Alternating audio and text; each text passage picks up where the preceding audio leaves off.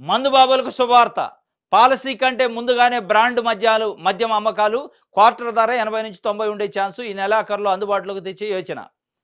చంద్రబాబు నాయుడు గారు, కూటమి ప్రభుత్వం మిగతా అన్ని విషయాల్లో క్యాబినెట్ సబ్ కమిటీలేద్ది. ఫ్రీ హోల్డ్ ఉంది. ఫ్రీ హోల్డ్ రిజిస్ట్రేషన్ ఉంది. పేద ప్రజలకు సంబంధించిన అసైన్మెంట్ భూములు 20 సంవత్సరాల క్రితం పొందుంటే 20 సంవత్సరాల నుంచి అనుభవిస్తుంటే జగన్మోహన్ రెడ్డి ప్రభుత్వం వాళ్ళకి సర్వ హక్కులు ఇస్తూ పట్టాలిచ్చింది. దాన్ని ఆపారు. దానిపైన అవినీతి జరిగింది. దాన్ని ఎంక్వైరీ చేసిన తర్వాతనే దాన్ని పెడతామన్నారు.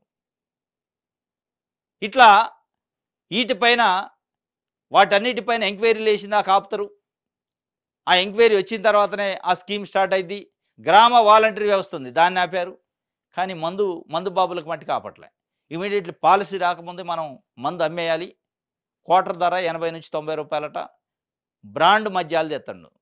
నాణ్యమైన మద్యం సరసమైన ధరలకు తీసుకొచ్చే కార్యక్రమాన్ని తీసుకొచ్చిండు. దానికి ఇప్పుడు మందు అమ్మేదానికి క్యాబినెట్ సబ్ కమిటీ లేదు, అధికారుల కమిటీ లేదు, పరిశీలన లేదు, నిబంధనలు లేవు. ఇమీడియట్గా అమ్మేయండి ఫస్ట్. అదే ప్రజలకు ఉపయోగపడే పెన్షన్ల పైనో, బీసీలకు ఇవ్వాల్సిన పెన్షనో, లేకపోతే ఉచిత విద్యనో, ఉచిత వైద్యమో, ఫ్రీ హోల్డ్ రిజిస్ట్రేషన్లు వీటిపైన మళ్ళీ ఎంక్వైరీ చేసిన తర్వాత అక్రమాలు తేలిన తర్వాత మేము పట్టించుకుంటాం తప్ప ఇప్పుడు పట్టించుకోము. కానీ ఇదే మందు విషయంలో కూడా మీరు బ్రాండ్ మద్యం వచ్చింది 5 సంవత్సరాల నుంచి ప్రజల ప్రాణాలు తీశారన్నారు. మరి దానిపైన కూడా ఎంక్వైరీ చేశాక మందు ఇవ్వచ్చు. అప్పటిదాకా ఆపొచ్చుగా మందుని. ఆపరు. ఫ్రీ హోల్డ్ రిజిస్ట్రేషన్ అయితే ఆపుతారు.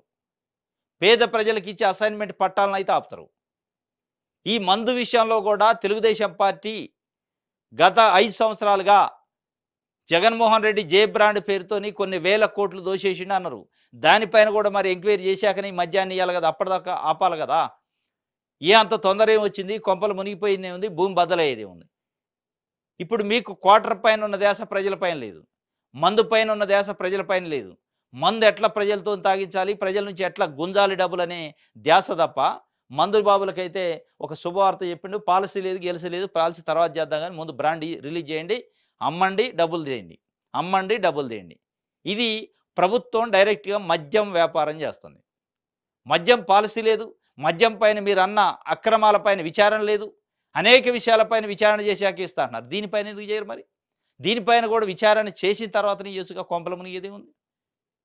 ఇది ఆయన చెప్తున్న పరిస్థితి.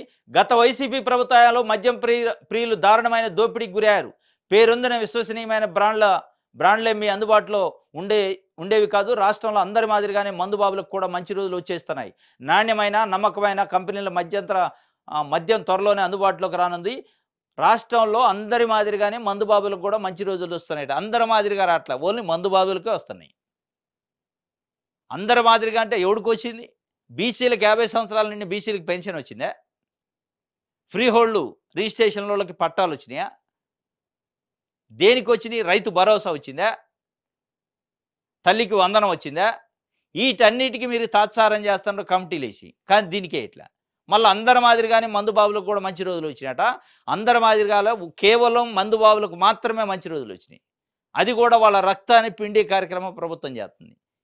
బ్రాండ్ని ఇమీడియట్గా దింపండి, మార్కెట్లోకి అమ్ముకోండి, తర్వాత పాలసీలు కేసి నేను చూసుకుంటా. కానీ మిగతా దానికి మనం డబ్బులు ఖర్చు పెట్టేదానికైతే పాలసీలు కావాలని మనకు డబ్బులు వచ్చేది ఇది అంటే ప్రభుత్వానికి డబ్బులు వచ్చేది కాబట్టి దీనికి పాలసీలు అవసరం లేదు. ముందు వచ్చిన కాడికి గుంజుకోవాలి. మనం ఏదైనా ఖర్చు పెట్టి గిన్షన్లు ఇవ్వాలంటే దానికి కమిటీలు వేసి తాత్సారం చేయాలి తప్ప అనే విధంగా అక్టోబరు 1 నుంచి మద్యం పాలసీ వద్ది. అప్పటిదాకా కూడా ఆకుండా తొందరపడి మొత్తానికైతే చేశారు.